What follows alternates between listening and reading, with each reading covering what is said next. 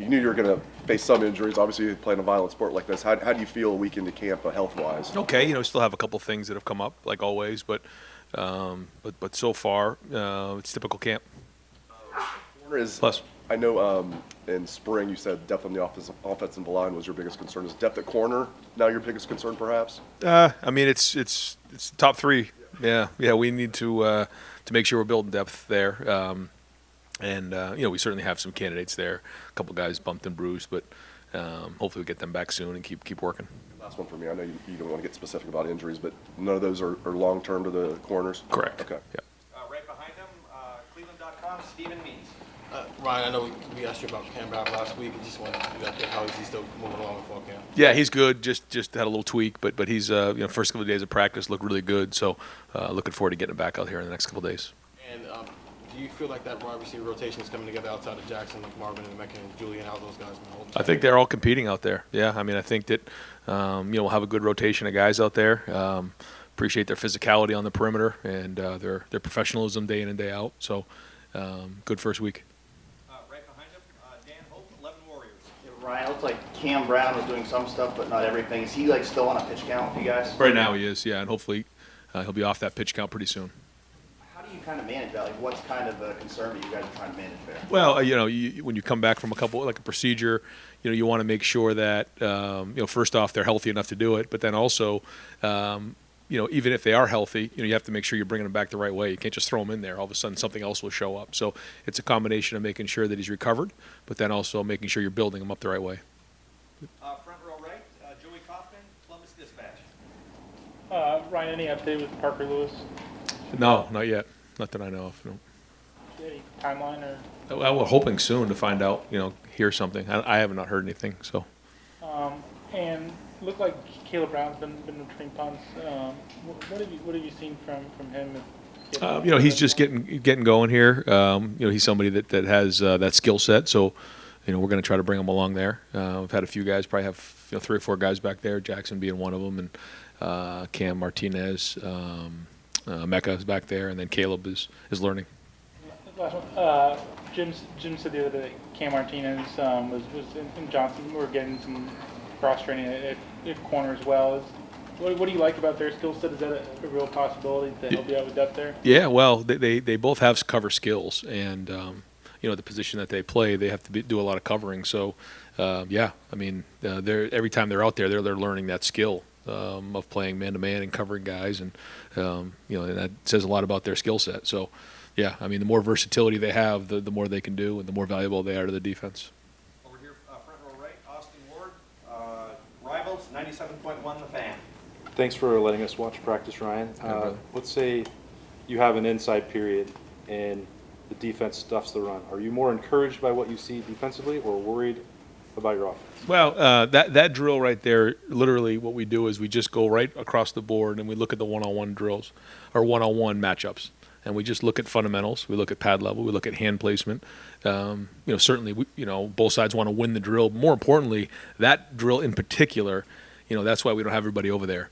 It's about pad level. It's about fundamentals, and we can really hone in on that. I mean, the only other way to do that is literally take 2 people on the field and have a one-on-one drill. And but in the inside drill, that's what it's about. And there's always going to be an extra defender there, and that's good. That's the way we want it. Because we have to thud up the ball carrier, and the ball carrier is going to learn to run through that contact. But everybody else, it's more important about how are we working the double teams, how are we getting off of blocks, how are we blocking, our hand placement, and then what's the line of scrimmage look like.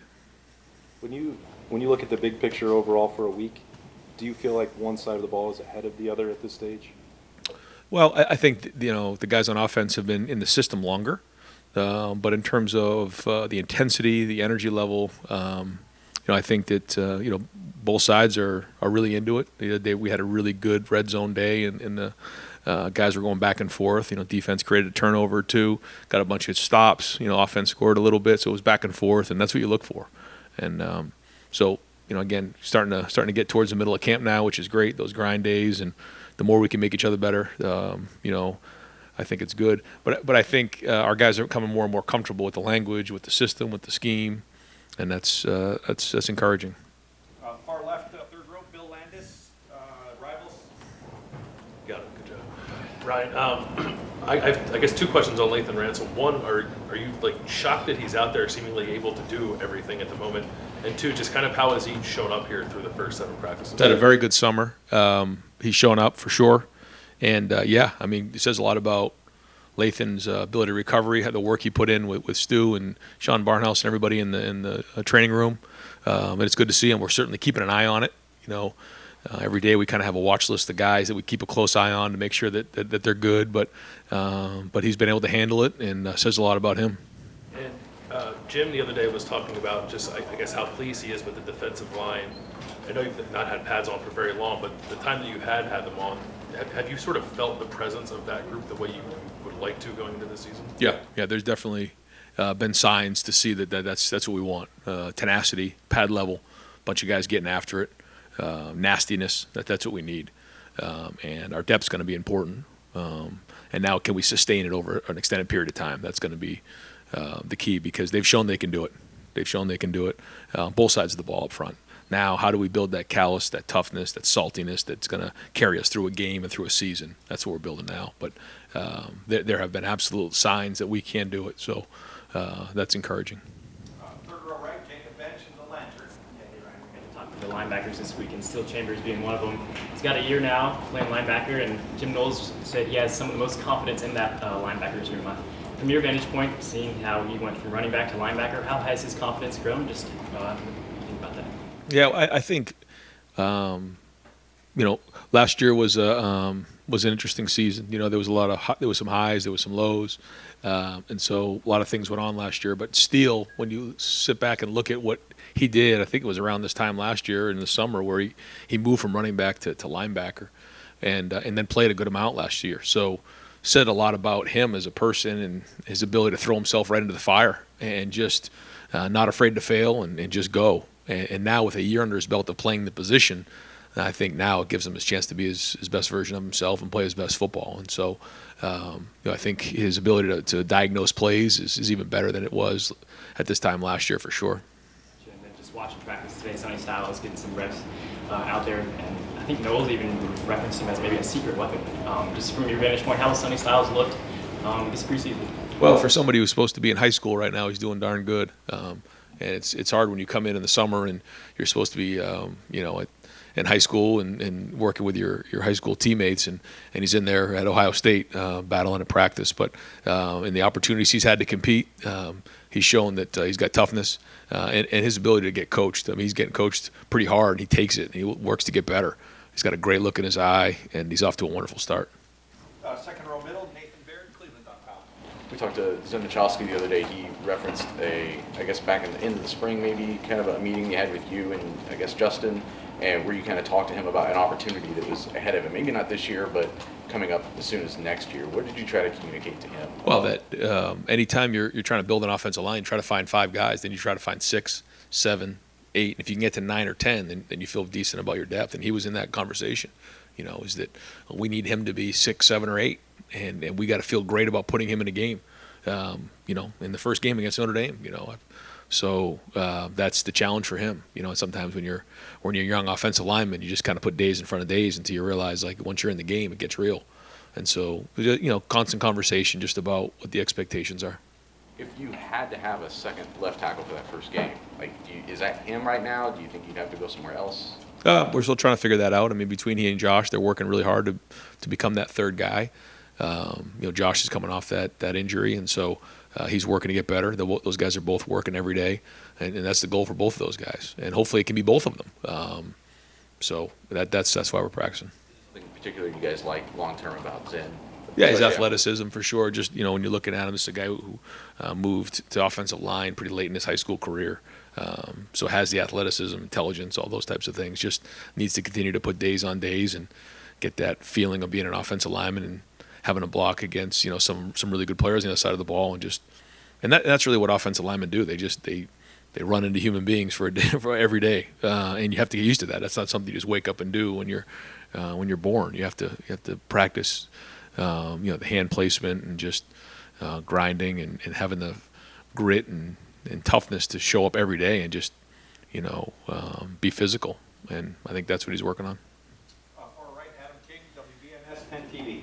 last year you had to work a lot with the defense in the second half of the season. I'm curious, since Knowles has gotten here this fall camp, do you feel like you've gotten the step back, or do you still feel really involved? Well, I think the relationship between everybody on the defensive staff is excellent. The energy is excellent. I think Jim's done a great job of that. Constantly involved and talking with those guys. I think the dynamic has been good. The relationship's excellent.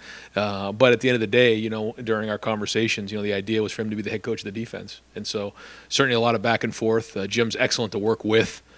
Just a professional and in all kinds of ways. Really does a good job with the players, with his staff. But then even just in the conversation that we have, he's always really, really good to work with. So he's running the defense. Certainly, we talk every day about it. We meet every day about it. But I think he's off to a great start. So I know these guys are working really hard to put their best foot forward week in and week out. In terms of the preseason camp, and I think our guys feel that. I think when they show up to meetings, they feel preparation. They see how how well the scheme's put together, but still the emphasis on fundamentals. And so, that's all been good. Looking forward to see what the scrimmage brings on Saturday. Last week you said the offense hasn't proven anything until they get on the field. Curious, with so much talent returning, is there anything that does concern you right now with that offense? Like, what's the one thing that most keeps you up at night with them? No, not one thing. No, just that you got to prove it day in and day out. You got to play physical. You got to have good balance. You got to take care of the football. You got to score touchdowns in a red zone. All those types of things, and that's a challenge. We got a huge challenge to bring it week in and week out, and have competitive stamina, and play our best football in the second half, and then obviously down the stretch. But no, again, I don't think there's one thing that we have a concern about, but just. Again, being able to run the football and throw the ball and have that balance will be very, very important.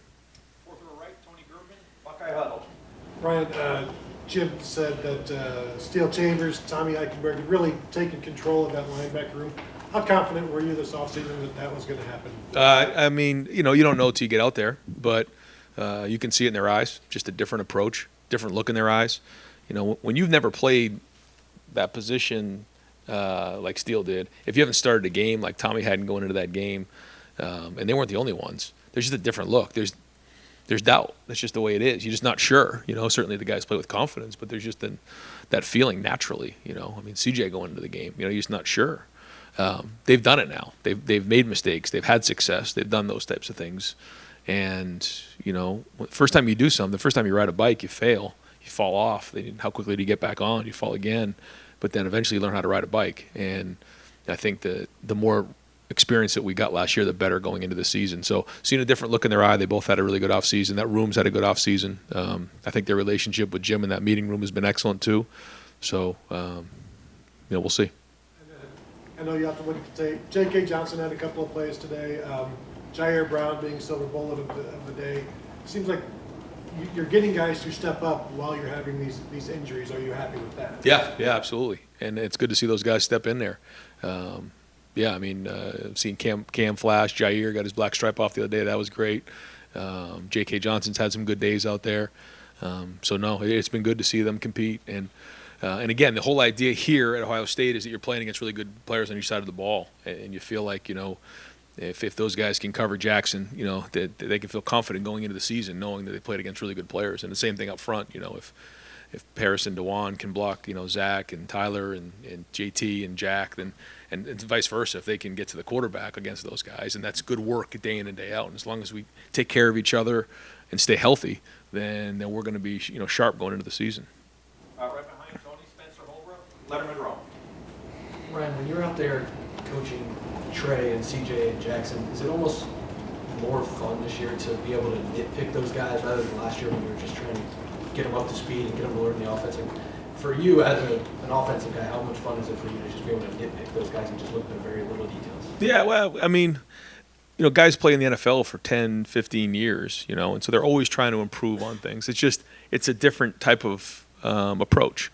One is inexperienced guys. You're trying to teach them the game. You're teaching them, what to do. As they get experience, you really start to get into how do you do it? Why do you do it? And I think that's really important. How are all the things put together? You know, I mean, when you're young, you're just trying to figure out which way to go, and then as it goes, over time, it starts to slow down, and they start asking pretty solid questions about why and how, and then that is fun. It's fun to be around guys who have some experience, but they're still working every day to get better.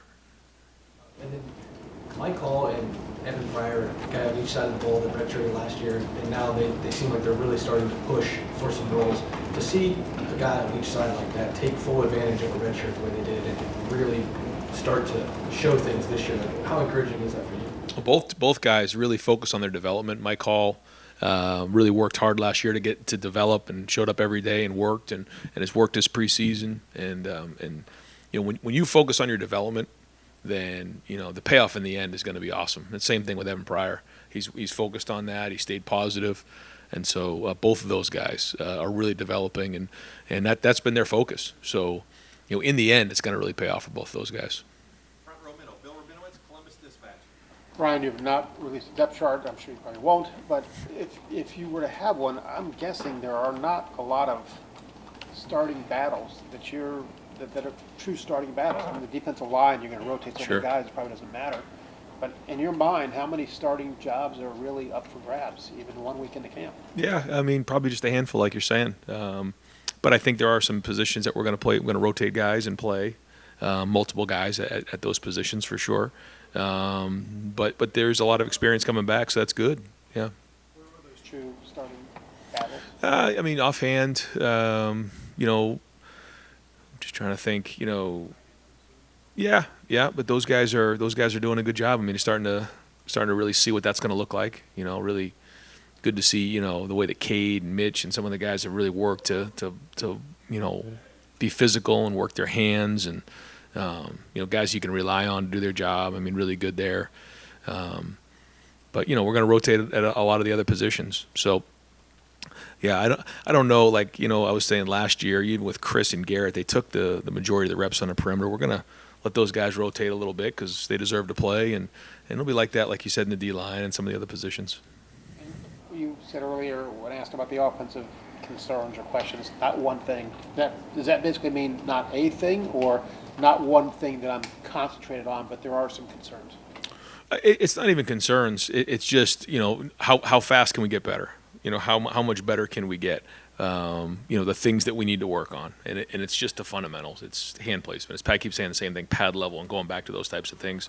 Protection, running the football, execution in the pass game, those types of things. But if you said what is the one thing? I mean, we've got to take care of the football, all those types of things. But there's not one thing. But certainly we're not where we need to be to play in our first game yet. We still got ways to go. Fourth row left, Justin Holbrook, WCMH. You mentioned Cade made a couple big plays today. How have you seen him progress in the long game, spatial awareness, route running, There you go. all of those things that are with that? Yeah, that's it. Because that's at the tight end position, there's so many things that come with that. And in that room, we have guys who have a lot of different skill sets. But Cade's really worked hard. Obviously played a little linebacker towards the end of it last year. Now he's back playing tight end. His physicality is what you notice the most. And then, for a big guy, he is athletic, has good ball skills, and he's worked hard in the offseason to work on his route running and catching the ball. So that's been excellent. So, good start to camp for him. You said some positions are already known. We know the big receivers, but some of the guys that have been here a while want a place in there. One of them is Xavier Johnson. Yeah. It seems like every time the ball is near him, he makes the play. Where have you seen him grow and that hunger that he still maintains over all these years? Yeah, I mean, Xavier Johnson, we say you get better fundamentally on special teams around here. So every time you're in special teams, it's like a football clinic being in here with Parker Fleming, and you just learn about the fundamentals. And this is a guy who's played at a high level on special teams, and so he's cut his teeth here, and he's developed into a really, really good receiver. He's physical. He knows how to run routes. He's just a smart, intelligent football player, and he's got good ball skills. So, been very impressed with his first week. Front row right, Tim May, Letterman row. Yeah, Ryan, could you get a little more in detail about the guys you see coming along in that offensive line depth group? I mean, for example, Josh, Right. Enoch, who has caught your eye, I guess, that's a little bit different than you thought about them a year ago? Well, yeah. Like you said, Enoch Viamahe is somebody that we need to step up and has done some good things this camp. Zan and Josh are two other guys. And then And then some of the young guys have shown a little flash. Seeing Carson out there and Tegra, and that's been good. I just need the rest of those guys to continue to work to get better. And one other thing, would you guys be better? Would y'all be served better by getting to have an controlled scrimmage with another school about the third week of camp? I mean, would that be feasible? Have you ever thought about that? Have you ever broached that idea with your colleagues? I mean, Yeah. you know what I mean? As Yeah. opposed to, going against the same old every day. Yeah, definitely thought about it, and it would be intriguing and probably a good conversation. My only concern is that you're just still dealing with 18, 19, 20, or 21-year-old guys, and learning how to take care of each other. I think that's one of the things that we do in practice right now. And in the NFL, they're kind of pros; they understand rules of engagement and how that works. In college, I'd be a little concerned about getting guys injured. Just because guys would just be working so hard to kind of prove themselves. And so I think it's interesting. And maybe in the spring, I think that would be something that would be interesting as well. Maybe allowing some of the younger guys to even play a game against, another team in the spring. I think that's really interesting conversation, but probably for another day. Yeah, there's a portal, but not a waiver wire. Is what you're. Yeah, that's right. That's true too. Hey, one more quick. Justin Fry, what has changed about him from you were around him before? I mean, these guys all rave about just his enthusiasm, the energy, the willingness to, like Bear Bryant used to do, get in there, when he was young and get after things. I mean, what has just impressed you about him, watching him on the live and in person now? Yep. Yeah, I mean, he played the position, played it in the Big Ten. Dad was a coach, so he's got the right pedigree, brought up the right way. Coach DiNardo and Steve Adazio, different guys, just understands the position at a high level. But who he is as a person, he just connects well. And I think being out with Chip and out at UCLA and kind of having a little bit wider approach than just being with the offensive line is a big deal. Sometimes in the O-line, you just kind of see between tackle to tackle. I think he sees sideline to sideline now. And I think it's made him a better coach. And final, I've only got time for just a couple more questions. Second row left, second row right, Doug Lamreys, Cleveland.com. Ryan, I was asking the linebacker room, like who's the fastest linebacker, who's the strongest linebacker, that kind of thing. Almost everybody said Chip Trainum's the fastest, and some of them said Chip Trainum's the strongest also, which seems pretty good. Talk about that transition Steele made, right? What's the transition like for Chip, and how realistic in his first year playing linebacker how realistic is it that he could help you this year? Yeah, both. You want really good athletes at the linebacker position. So most really good linebackers in high school play running back for their high school team, and those are two guys that did that. And you could see that Steele had an impact last year. And I still kind of had to do it because we were a little light at linebacker, and it was kind of by need. I think this one, like you said, with Chip, I mean, certainly has all the skills. Works really hard. Guys on the team respect him.